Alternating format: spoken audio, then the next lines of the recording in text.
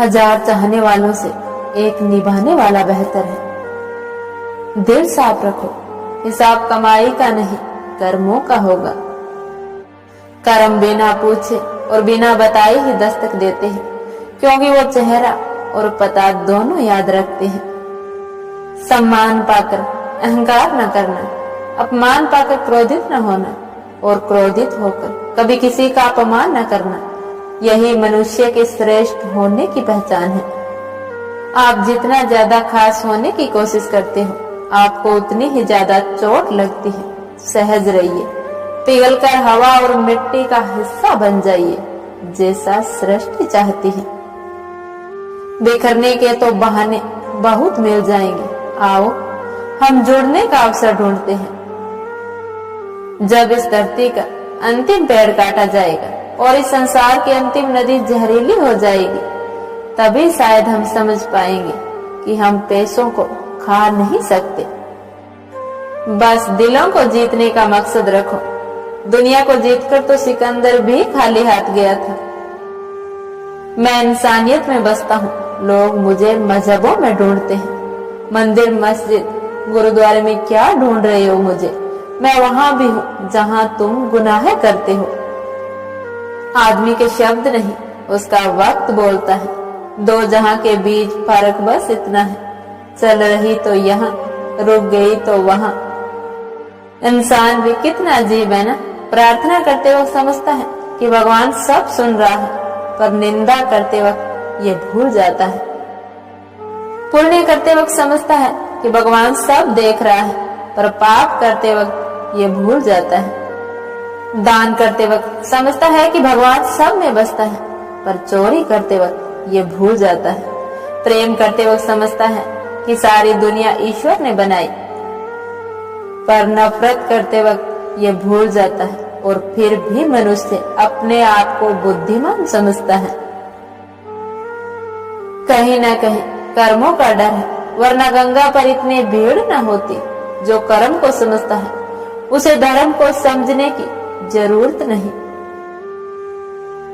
हर फैसला सोच समझ कर लो, क्योंकि हर फैसले के अंदर उसका अंजाम ऐसे छिपा होता है जैसे एक बीज के अंदर पेड़। सुख के दस्तावेज हो या दुख की वसीयत, गौर से देखोगे तो अपने ही दस्तखत होंगे। हमारे भाग्य के निर्माता हम खुद हैं और प्रत्येक मनुष्य को उसके किए गए कर्मों के अनुसार सुफल या कुफल अवश्य भोगना पड़ता है। इस समय हम जो दुख भोग रहे हैं, ये हमारे पीछे जन्मों का या इसी जन्म में हमारे किए गए अच्छे और बुरे कर्मों का फल है। हमें भगवान को दोष नहीं देना चाहिए। मानव अपने जीवन का निर्माण और विनाश खुद करता है। हमारे भाग्य का निर्माण हमारे चरित्र से होता है और चरित्र का निर्माण हमारी आदतों से होता है। हमारी आदतें बनती हैं हमारे बार बार किए जाने वाले कार्यों से, और बार बार हम वही कार्य करते हैं जो हमारे विचार हमारे मन में बार बार आए।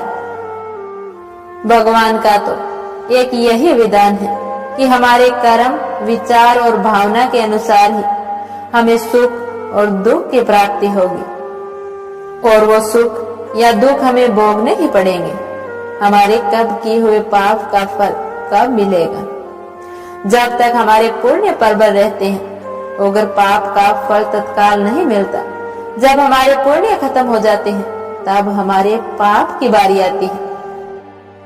पाप तो भोगना ही पड़ेगा, इस जन्म में भोगना पड़े या जन्मांतर में। इस लोक में जो दंड भोग लिया जाता है, उसके थोड़े में ही शुद्धि हो जाती है, नहीं तो परलोक में बड़ा भयंकर दंड भोगना पड़ता है।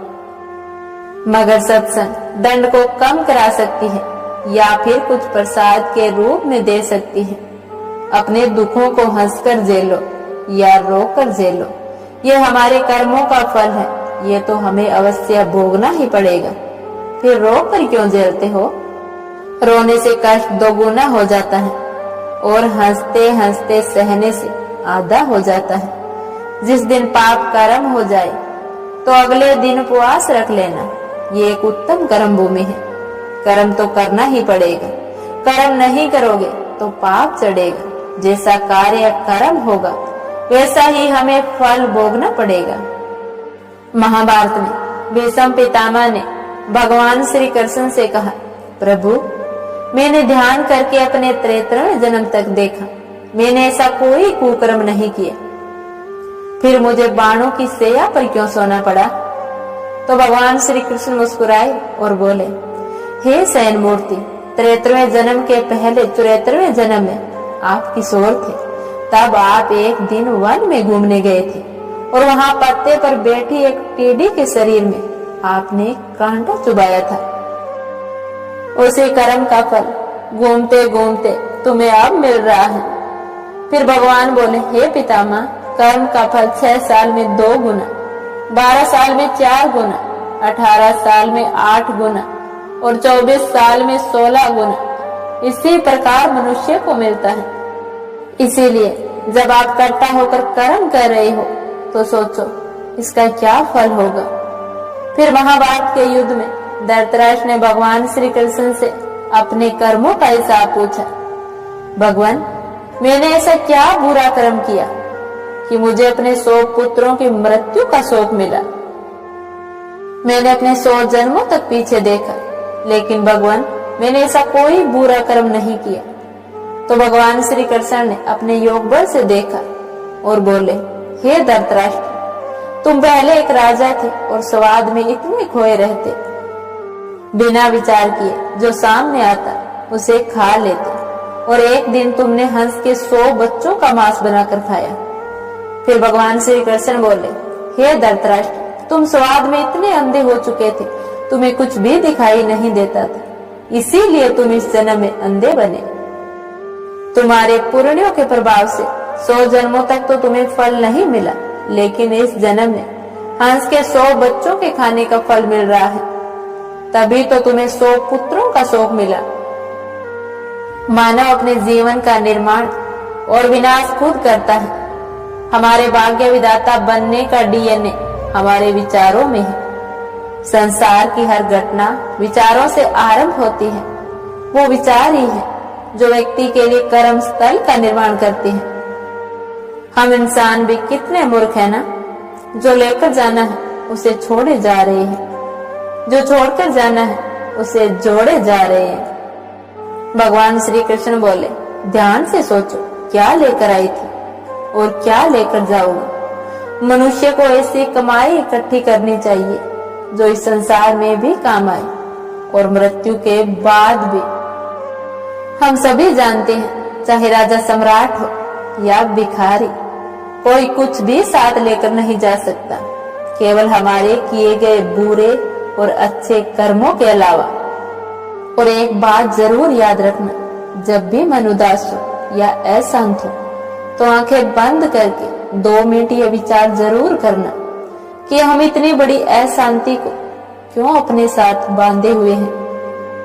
हमारे विचार एक बीज है और कर्म उसके फूल। उन फूलों पर जो फल लगते हैं वो है सुख या दुख।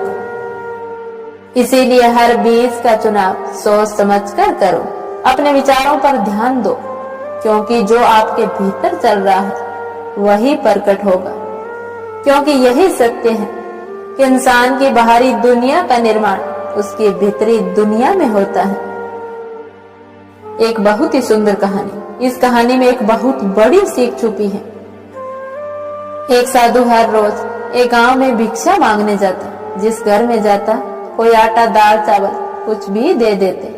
वो साधु इस तरह अपना पेट भर लेता। उसी गांव में एक व्यक्ति हर रोज भिक्षा मांगने पर गोबर देता और कहता, भगवान ने तुम्हें हाथ पैर दे रखे हैं, कुछ कमा कर खा लो। लेकिन वो साधु कुछ नहीं बोलता, गोबर लेकर अपनी कुटिया में आ जाता और उस गोबर का एक तरफ ढेर लगा देता। ऐसे करते करते उस गोबर का एक बहुत बड़ा ढेर बन गया। वो साधु हर रोज भिक्षा मांगने जाता।